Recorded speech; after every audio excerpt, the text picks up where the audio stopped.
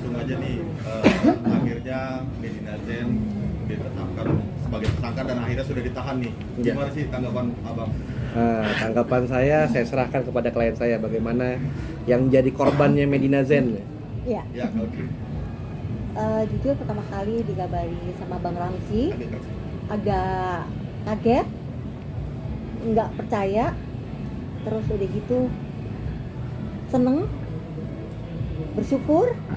Nah setelah lihat beritanya siangnya atau sore ya, dia sudah pakai baju oranye, merasa kasihan gitu, kasihan sih. Terus udah gitu ya udah ketek-ketekan sama Bang Ramzi terus gitu. Abang sendiri gimana bang? Ya, artinya perjuangan saya selaku kuasa hukum dari Mbak Uci ya terbayarkan dengan ditahannya MZ. Kenapa?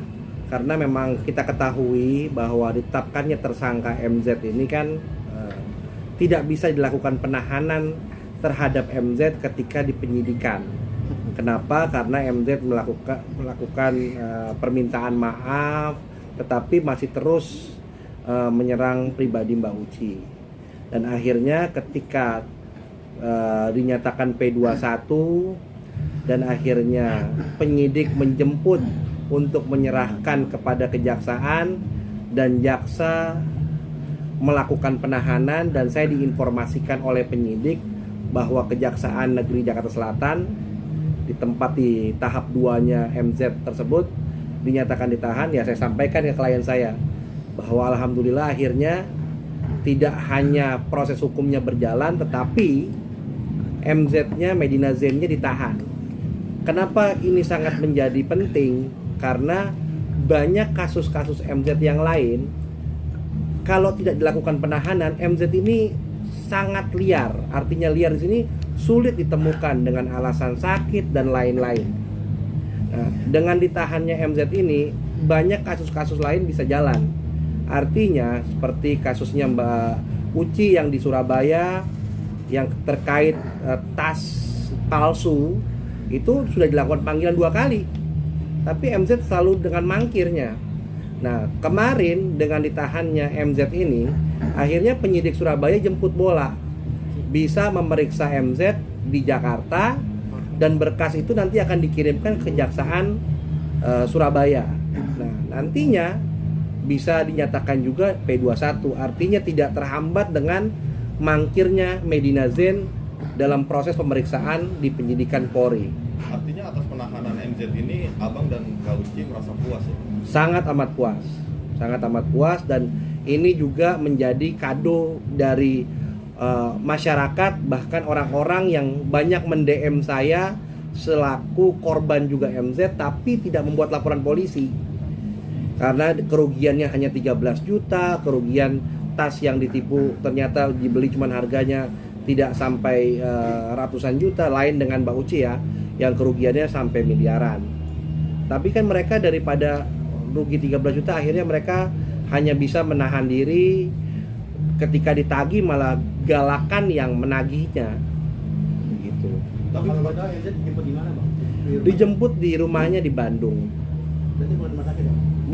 Bukan di rumah sakit. Jadi setelah saya berkoordinasi dengan penyidik, ternyata penyidik sudah mengikuti MZ Medina Zain seminggu sebelum di tahap 2. Artinya penyidik sudah mensupport surveillance, mengikuti jejaknya Medina Zain kemana dia pergi, dan dinyatakan di situ bahwa Medina Zain bisa beraktivitas normal, sehingga ketika dilakukan pemeriksaan kesehatan dinyatakan cakap dan layak untuk dilakukan tahap 2 dan akhirnya ditahan. Tapi berarti proses yang di Surabaya Uci tetap lanjutkan ya? tetap lanjut. Jadi yang di Surabaya itu kemarin sudah disampaikan sama Bang Ramzi bahwa dari Surabaya sudah langsung ke Jakarta untuk BAP saudari Medina, dan itu berkas akan dikirim ke kejaksaan. Saya tetap mau lanjut. Tetap mau lanjut? Tetap mau tidak ada lanjut. kata permintaan maaf atau apa ya? Enggak, karena ini kan kalau yang di Surabaya kaitannya dengan material. Artinya ada kerugian yang dialami Mbak Uci. Jadi saya juga sudah berkoordinasi dengan penyidiknya. Akhirnya penyidiknya datang ke Jakarta, memeriksa Medina, dan mudah-mudahan dengan pemeriksaan ini cukup bisa dikirimkan ke kejaksaan dan dinyatakan cepat lengkap juga. Tapi kalau memang tidak masih ada kekurangan alat bukti, artinya Medina Zain dalam penahanan kan menjadi tidak sulit untuk melakukan pemeriksaan kembali lagi. Bang, saat Medina Zain kemarin mengaku sakit sampai di rumah sakit jiwa kabarnya gitu, terus akhirnya polisi memeriksa, akhirnya sehat ternyata. Abang gimana bang melihat Ya, fenomena itu? kalau melihat fenomena itu ya saya melihat ya itu kan bagian dari, saya tidak tahu ya.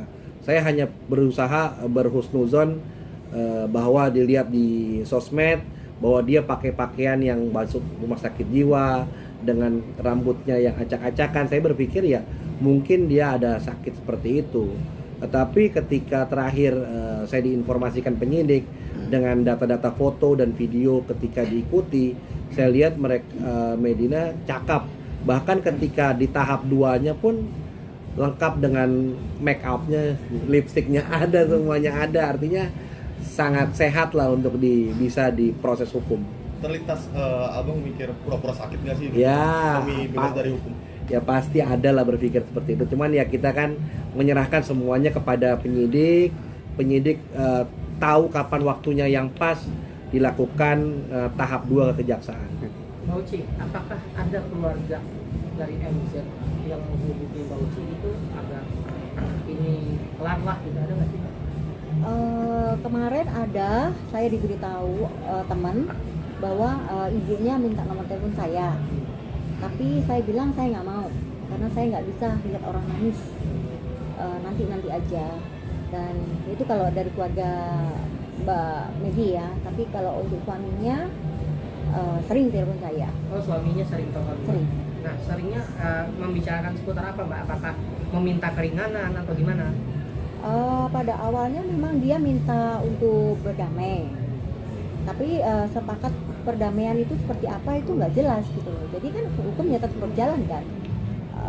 Lalu saya merasa saya sudah katakan kepada suaminya bahwa saya dengan suaminya dan keluarga suaminya, saya tidak pernah ada masalah dengan mereka. Masalah saya cuman dengan saudari Medina.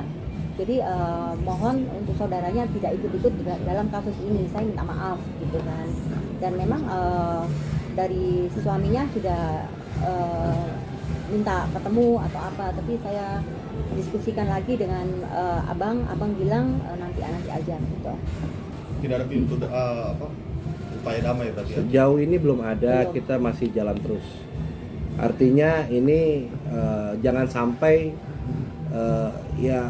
saya bisa dibilang euforia masyarakat yang merasa korban-korbannya MZ dengan adanya perdamaian ya sehingga kecewa lagi. Karena ini kan banyak kasus-kasusnya yang lain yang menanti juga kan. Ada Uya dan lain-lain dan korban-korban lain banyak sekali.